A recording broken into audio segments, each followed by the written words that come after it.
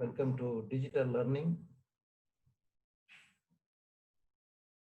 We are studying the subject organizational behavior, Chapter 1, Unit 1, Introduction to Organizational Behavior. This has 12 sessions, and in the first session, we will study meaning, definition, nature, and key elements of organizational behavior. The objectives of studying this session is to understand the conceptual inputs to manage behavior in organization, to understand the nature of OB, to understand key elements of OB. By studying this session, you will be in a position to define OB, and you will also understand the nature and key elements of OB.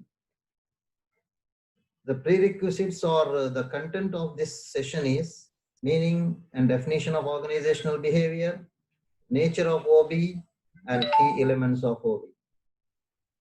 So first of all, what is organizational behavior? Organizational behavior andre enu? The term organizational behavior composes of two words, namely organization and behavior. Organization ಮತ್ತು behavior ಎಂಬ ಎರಡು ಪದಗಳು ಈ organizational behavior ನಲ್ಲಿದೆ. ಅದರಲ್ಲಿ first ಇದ್ದು ಪ್ರಥಮವಾದಂತಹ ಪದ organization. What is the meaning of that? It is a social unit of people that is structured and managed to meet a need or to pursue collective goals. In other words, an organization is a group of individuals working together to achieve one or more objectives. ವ್ಯಕ್ತಿಗಳ ಒಂದು ಗುಂಪು, organisation ಅಂದ್ರೆ ವ್ಯಕ್ತಿಗಳ ಗುಂಪು.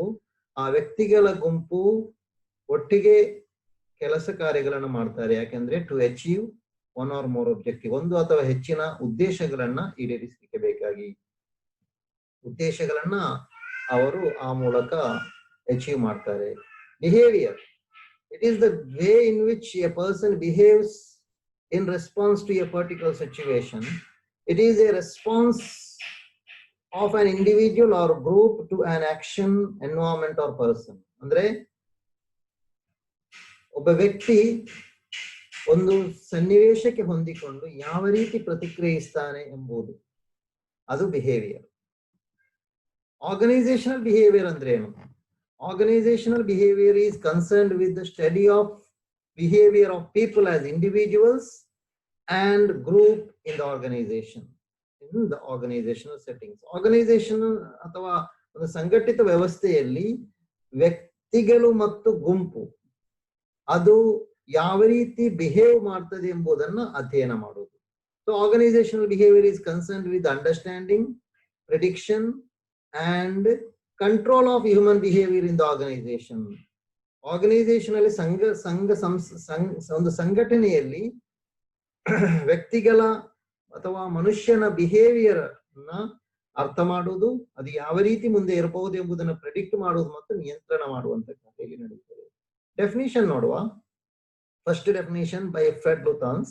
Organizational behavior is directly concerned with understanding, prediction and control of human behavior in the organization. And second definition by Perk, organizational behavior is the study of structure, functioning and performance of organizations and the behavior of people and individuals within them. So from this definition we can arrive at the meaning. Organizational behavior is concerned with the study of behavior of people as individuals and groups in the organizational setting.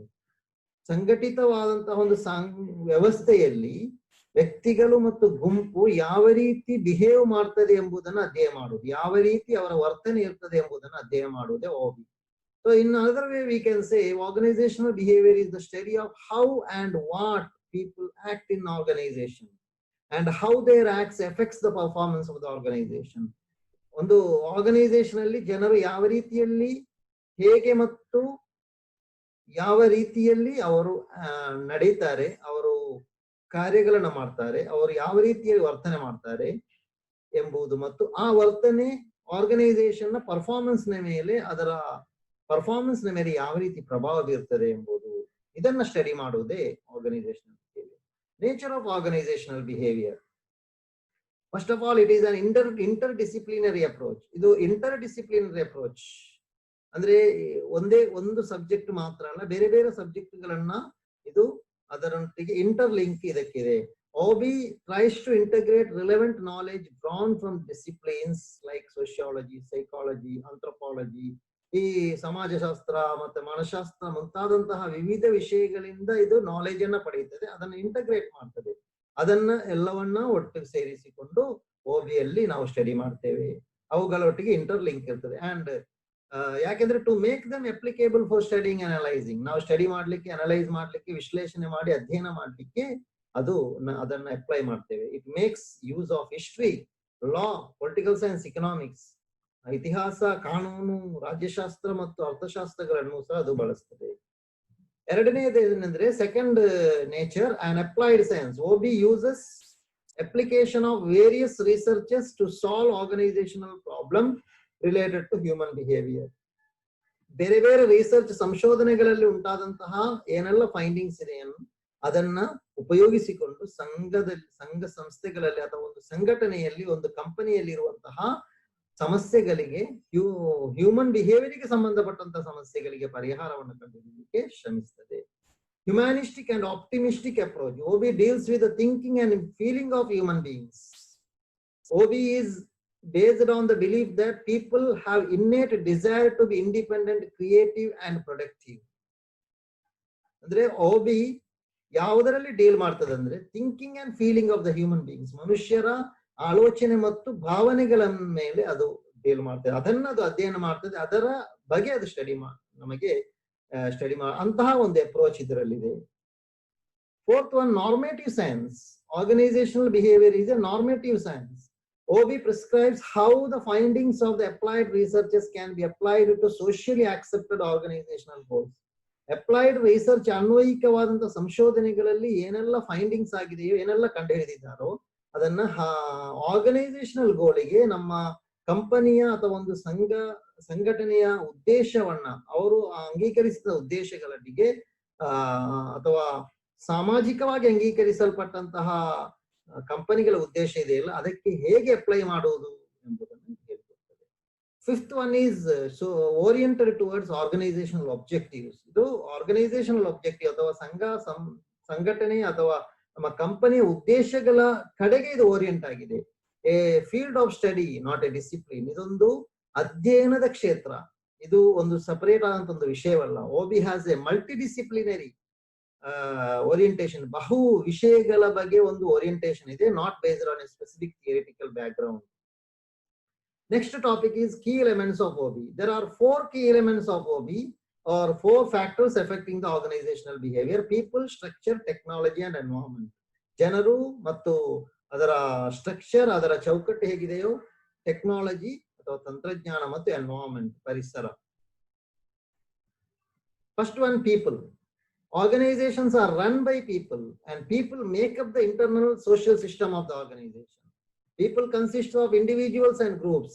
Group may be large or small, formal or informal, official or unofficial. They are dynamic. They form, change and disband. Human organizations changes every day. Andre organization anna run madudu yaru? It is by the people.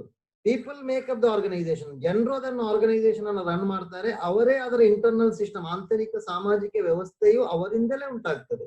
ಆ people ಜನರನ್ನ ಸೇರಿಕೊಂಡು, ಜನರು ಅಂತ ಹೇಳುವಾಗ ಇಲ್ಲಿ people ಅಂತ ಹೇಳುವಾಗ ಅದರಲ್ಲಿ ವ್ಯಕ್ತಿಗಳು ಬರ್ತಾರೆ, ಗುಂಪು ಬರ್ತದೆ. ಆ ಗುಂಪುಗಳು ದೊಡ್ಡ ಗುಂಪು, ಸಣ್ಣ ಗುಂಪು ಆಗಿರ್ಬಹುದು, ಫಾರ್ಮಲ್, ಇನ್ಫಾರ್ಮಲ್, ಹೀಗೆ ಬೇರೆ ಬೇರೆ ರೀತಿಯಲ್ಲಿ ಇರ್ಬೋದು. ಅವು ಡೈನಾಮಿಕ್ ಆಗಿರ್ತದೆ. ಅದು ಕೆಲವೊಮ್ಮೆ ರೂಪೀಕರಣ ಆಗ್ತದೆ, ಬದಲಾಗ್ತದೆ, ಕೆಲವೊಮ್ಮೆ ಇಲ್ಲದಾಗ್ತದೆ. ಅದನ್ನ ಏನ್ ಮಾಡ್ತಾರೆ, ಕ್ಲೋಸ್ ಮಾಡಿ ಬಿಡ್ತಾರೆ. ಸೊ ಅಂದ್ರೆ human organisations changes every day. ಎಲ್ಲ ಹ್ಯೂಮನ್ ಆರ್ಗನೈಸೇಷನ್ ಬದಲಾಗ್ತಾ ಇರ್ತದೆ. ಇನ್ನು structure. Organisations are social systems. Organisation ಅಂದ್ರೆ ಒಂದು ಸಂಘಟನೆ ಅಥವಾ ಒಂದು ಕಂಪನಿ ಎಂಬುದು ಅದೊಂದು ಸಾಮಾಜಿಕ ವ್ಯವಸ್ಥೆ. In any organization 2 types of social system exist: formal, informal. Formal ಆದಂತಹ organizational system Formal organization system is there, and also we have informal organization system. The formal organization system anta heluvaga, it is the formal relationship of people in the organization is called structure. Andre ಒಂದು ಸಂಸ್ಥೆಯಲ್ಲಿ ಅದರ structure ಅಲ್ಲಿ ಅಂದ್ರೆ ನಾವು ಮೊದಲನೇದಾಗಿ ತಿಳಿಯಬೇಕಾದದ್ದು organization is a social system. Organization ಎಂಬುದು ಅದೊಂದು ಸೋಷಿಯಲ್ ಸಿಸ್ಟಮ್, ಅದು ಸಾಮಾಜಿಕ ವ್ಯವಸ್ಥೆ. ಆ ಸಾಮಾಜಿಕ ವ್ಯವಸ್ಥೆ ಅಂತ ಹೇಳುವಾಗ ಆ ಸಾಮಾಜಿಕ ವ್ಯವಸ್ಥೆಯಲ್ಲಿ ಎರಡು ಟೈಪಿನ ವ್ಯವಸ್ಥೆಗಳಿದೆ ಅಂತ. ಒಂದು ಫಾರ್ಮಲ್ ಔಪಚಾರಿಕವಾದದ್ದು, ಇನ್ನೊಂದು ಇನ್ಫಾರ್ಮಲ್ ಅನೌಪಚಾರಿಕವಾದದ್ದು. ಈ ಫಾರ್ಮಲ್ ಅಥವಾ ಔಪಚಾರಿಕವಾದಂತಹ ಸಂಬಂಧಗಳಿದೆಯಲ್ಲ ಜನರ ನಡುವೆ ಇರುವಂತ, ಅದನ್ನ ನಾವು ಸ್ಟ್ರಕ್ಚರ್ ಅಂತ ಹೇಳ್ತೇವೆ. Technology provides the resources with which people work and also affects the tasks that they perform. Technology, the benefits of technology is that it allows the people to do more work in a better way. Thus the technology brings effectiveness and at the same time restricts the people in many ways. Technology ಅಂತ ಹೇಳುವಾಗ ಅದು ಏನು ಕೊಡ್ತದೆ ಅಂದ್ರೆ resources ಕೊಡ್ತದೆ, ಸಂಪನ್ಮೂಲಗಳನ್ನ ಕೊಡ್ತದೆ. People at work, people when they are working they need the resources. That resource is provided by the technology. Benefit ಏನಂದ್ರೆ ಈ ಟೆಕ್ನಾಲಜಿಯಿಂದ ಉಂಟಾಗುವಂತ ಪ್ರಯೋಜನ ಏನಂದ್ರೆ it makes the people, allows the people to, ಅಂದ್ರೆ ಜನರು ಹೆಚ್ಚು ಕೆಲಸವನ್ನ ತುಂಬಾ ಚೆನ್ನಾಗಿ ಮಾಡುವಂತೆ ಮಾಡ್ತದೆ, ಮತ್ತೆ ಅದು ಪರಿಣಾಮಕಾರಿಯಾಗಿ ಮಾಡುವ ಹಾಗೆ. ಮತ್ತು ಆದ್ರೆ ಅದೇ ಸಂದರ್ಭದಲ್ಲಿ ಜನರಿಗೆ ಒಂದು ನಿರ್ಬಂಧವನ್ನ ಅದು ಹೇರ್ತದೆ. ಎಲ್ಲಾ ರೀತಿಯಲ್ಲಿ ಮಾಡ್ಲಿಕ್ಕೆ ಆಗಲ್ಲ, ದ ಬೆಸ್ಟ್ ವೇಯಲ್ಲಿ ಮಾಡ್ಬೇಕಾಗ್ತದೆ. ನಾಲ್ಕನೆಯದ್ದು ಅಥವಾ fourth one is environment. Every organisation has to operate with in the internal as well as external environment. There are external factors such as political, social, geographical, economical, technological, which influence the people's motives and working conditions in the organization. Environment ಅಂತ ಹೇಳುವಾಗ there may be ಆಂತರಿಕ ಇರಬಹುದು, ಬಾಹ್ಯವಾದಂತಹ environment ಇರಬಹುದು. ಪರಿಸರ ಅಂತ ಹೇಳುವಾಗ ಎರಡು ರೀತಿಯ ಪರಿಸರ ಇದೆ. ಎಕ್ಸ್ಟರ್ನಲ್ ಫ್ಯಾಕ್ಟರ್ಸ್ ಅಥವಾ ಆಂತರಿಕ ಬಾಹ್ಯವಾದಂತಹ ಅಂಶಗಳಂದ್ರೆ ರಾಜಕೀಯ, ಸಾಮಾಜಿಕ, ಭೌಗೋಳಿಕ, ಆರ್ಥಿಕ, ತಂತ್ರಜ್ಞಾನಕ್ಕೆ ಸಂಬಂಧಪಟ್ಟದ್ದು. ಇವೆಲ್ಲವೂ ಏನಾಗ್ತದಂದ್ರೆ ಜನರ ಮೋಟಿವ್ಸ್ ನ ಮೇಲೆ, ಜನರ ವರ್ಕಿಂಗ್ ಕಂಡೀಷನ್ ಆರ್ಗನೈಸೇಷನ್ ಅಲ್ಲಿ ಯಾವ ಇರ್ತದೋ ಅವರ ವರ್ಕಿಂಗ್ ಕಂಡೀಷನ್ ನ ಮೇಲೆ, ಎಲ್ಲದರ ಮೇಲೆ, ಬಿಹೇವಿಯರ್ ನ ಮೇಲೆ ಇದೆಲ್ಲ ಪರಿಣಾಮವನ್ನು ಖಂಡಿತ ಬೀರ್ತದೆ. ಸೊ ಇಲ್ಲಿ ನಾವು ಈ ಸೆಷನ್ ಅಲ್ಲಿ ಕಲ್ತದೇನಂದ್ರೆ, ಫಸ್ಟಿಗೆ ಆರ್ಗನೈಸೇಷನಲ್ ಬಿಹೇವಿಯರ್ ನ ಡೆಫಿನಿಷನ್, ಮೀನಿಂಗ್ ಕಲ್ತೇವೆ. ಆಗ ನಮಗೆ ಅರ್ಥ ಆಯ್ತು organisational behaviour is the study of behaviour of the people. ಆ ನಂತರ ನಾವು ಆರ್ಗನೈಸೇಷನಲ್ ಬಿಹೇವಿಯರ್ ನ ಡೆಫಿನಿಷನ್ ಆಧಾರದಲ್ಲಿ ವಿ ಹ್ಯಾವ್ ಸ್ಟಡಿಡ್, ಏನು ನಾವು ಅದರ ಆಧಾರದಲ್ಲಿ ನಾವು ಕಲಿತೇವೆಂದ್ರೆ ಅದರ nature. We have studied the nature of organisational behaviour, different nature, different points. Under different points we have studied organizational behavior is an applied science with interdisciplinary approach. And third topic we have covered here is the key elements of organizational behavior. It consists of people, structure, technology, and environment. They are the four key elements of the OB. So you can refer these books for further studies. Different books are mentioned here. Okay.